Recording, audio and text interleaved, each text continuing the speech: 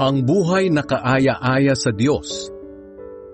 Mga kapatid, natutunan niyo sa amin kung paano mamuhay ng kalugod-lugod sa Diyos, at ito nga ang ginagawa ninyo.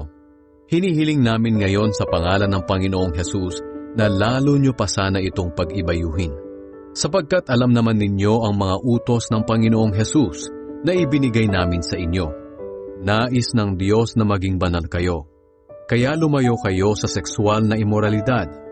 Dapat ay matutong makitungo ang bawat isa sa asawa niya sa banal at marangal na pamamaraan.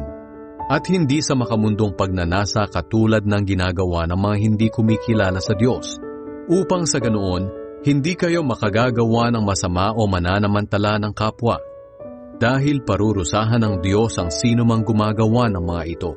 Tulad ng sinabi at pinaalala namin sa inyo noon pa.